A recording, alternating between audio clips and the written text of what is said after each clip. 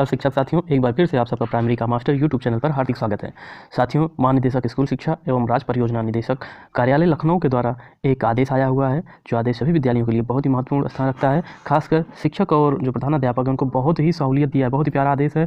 आप इसको देखेंगे तो आप भी बहुत खुश हो जाएंगे, क्योंकि इसमें जो वर्णन है कि आपके विद्यालय में मात्र 13 पंजिकाओं का प्रयोग किया जाएगा। इसके पहले आप कई प्रकार की पंजिकाओं का प्रयोग करते थे, जो कि अब मात्र 13 पंजिकाओं में ही सिमट गया है। तो इसमें आइए बारी बारी से हम देख लेते हैं जो पंजिकाएं हैं वह क्या हैं, कैसे हैं। उन पंजिकाओं में जो संक्षिप्त रूप में हमें वर्णित करना है वह क्या क्या करना है, यहाँ पे सबका स्पष्ट रूप से उल्लेख कर दिया गया है। तो बात करते हैं सबसे पहले शिक्षक डायरी की।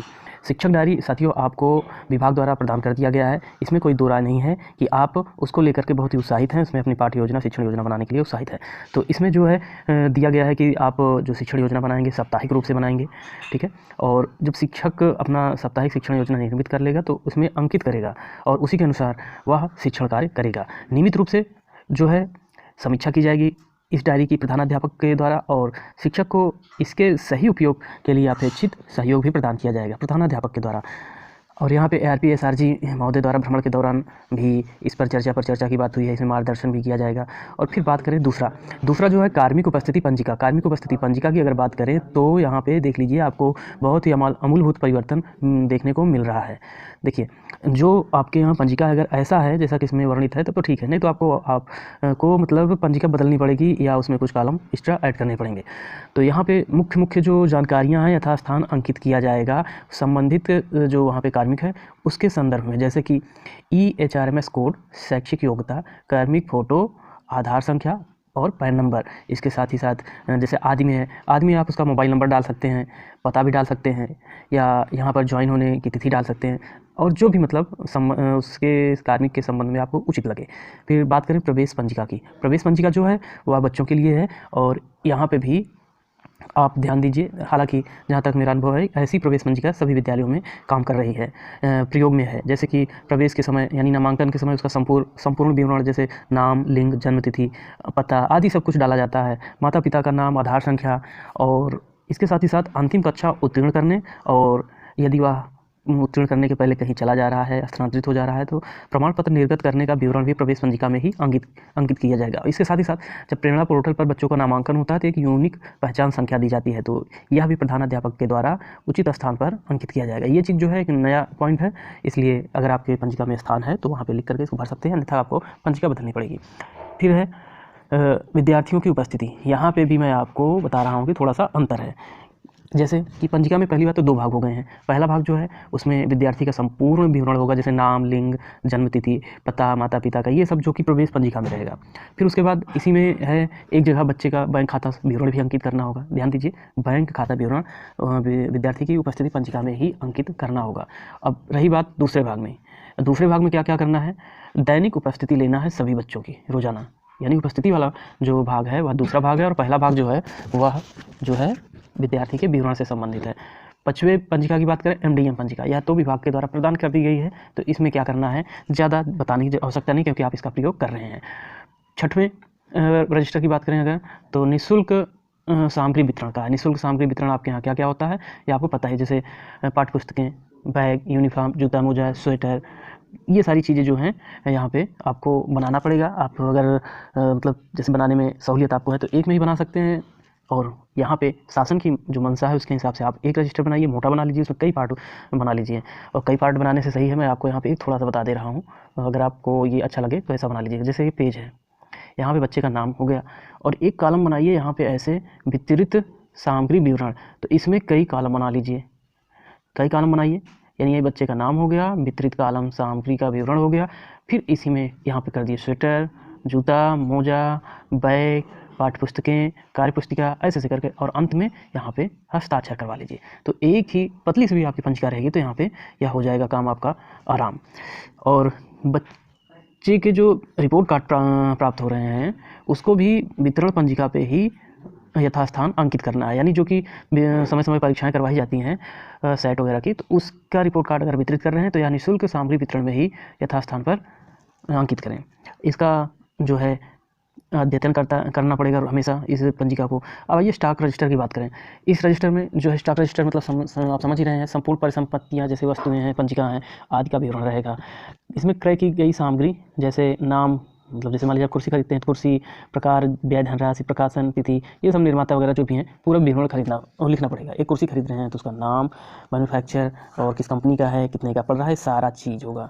और स्टॉक पंजिका आप बनाए होंगे, नहीं बनाए हैं तो बना लीजिएगा।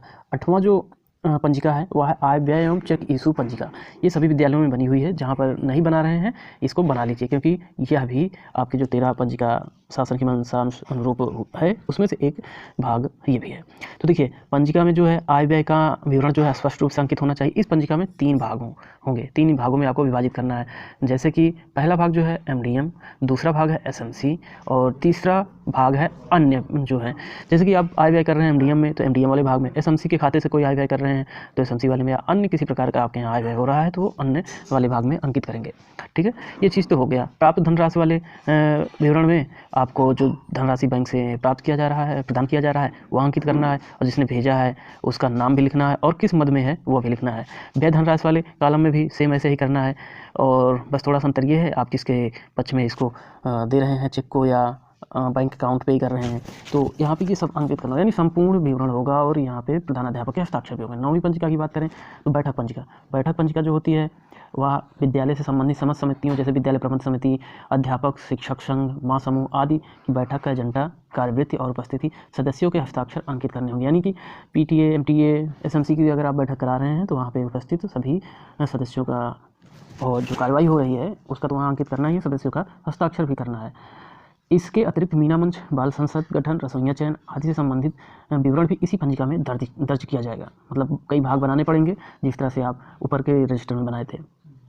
अब यहाँ देखिए निरीक्षण पंजिका बहुत से विद्यालयों में बनी हुई है, बहुत से विद्यालयों में नहीं बनी हुई है। जब भी कभी कोई निरीक्षण करता आता है हमारे विद्यालय में तो वहाँ पे दिक्कतें होती हैं कि फला निरीक्षण करता आए हुए थे, उन्होंने क्या यहाँ पे निरीक्षण किया, अपना जो टिप्पणी थी क्या लिखे, क्या दिए, कुछ नहीं पता होता। तो ये पंजिका आप बनाइए, अपने विद्यालय में रखिए, और जो निरीक्षण करता आ रहे हैं, टास्क फोर्स के सदस्य आ रहे हैं, अधिकारी आ रहे हैं, वह अपने निरीक्षण के समय बिंदुवार विवरण दर्ज करेंगे।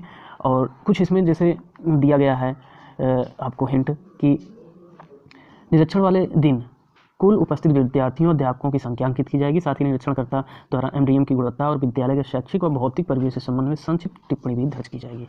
ठीक है। पत्र व्यवहार पंजिका ये सभी विद्यालयों में है, या एक महत्वपूर्ण सरकारी गजट है आपके विद्यालय में। जो देखिए इसमें क्या करना है आपको बताने की आवश्यकता नहीं है, थोड़ा सा आप इसके बारे में स्पष्ट हो जाइए कि हम लिख तो देते हैं पत्र व्यवहार पंजिका में कोई भी सूचना या जो भी समाचार हमें प्रेषित करना होता है अपने सक्षम अधिकारी को, लेकिन उसको कहाँ भेजना है, कैसे भेजना है, कुछ समझते नहीं। तो यहाँ पे दे दिया गया है, इस पंजिका में विद्यालय से संबंधित निर्गत व आगत पत्रों का विवरण अंकित किया जाएगा।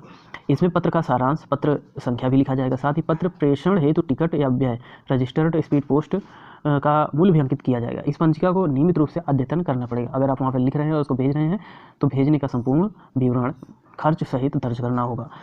बाल गणना पंजिका। बाल गणना पंजिका आप जानते हैं, बाल गणना आप बहुत किए भी हैं, 3 से 18 वर्ष तक के सभी बच्चों का विवरण होता है। ठीक है, ये बनाना है आपको। 13वां जो है और अंतिम जो पंजिका है वह पुस्तकालय और खेल कूद पंजिका है। यहाँ पे स्पष्ट रूप से जान लीजिए, इसमें 2 भाग हैं। पहला भाग है पुस्तक आवंटन एवं वितरण, दूसरा भाग है खेल कूद सामग्री का वितरण। तो पुस्तक आवंटन वाले में जो है उसमें क्या होगा, पुस्तकालय वाले भाग में पुस्तकों के इशू और उसके वापसी का विवरण दर्ज किया जाएगा।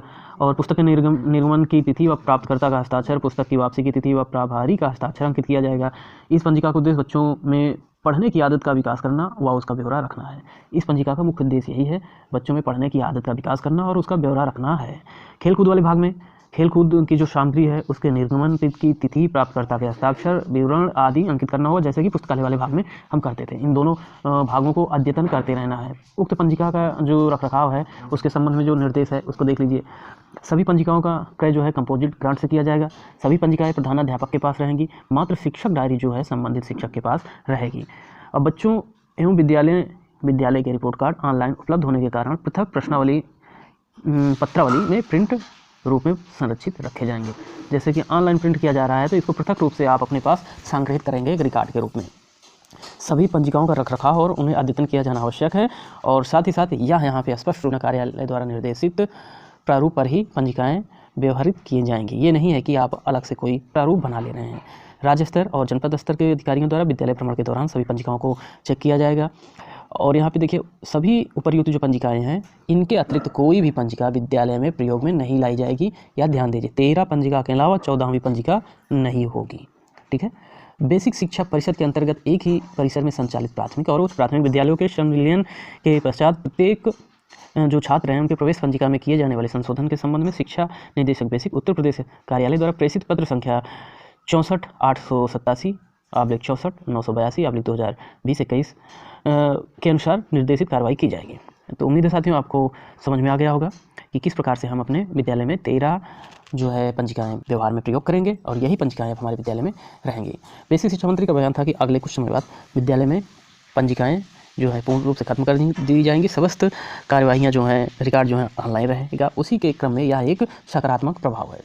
चलिए साथियों, अगर आपने चैनल को सब्सक्राइब नहीं किया सब्सक्राइब कर लें। ऐसी शानदार जानकारियों से अपडेट रहें। मिलते हैं अगली वीडियो में, तब तक के लिए नमस्कार, जय हिंद।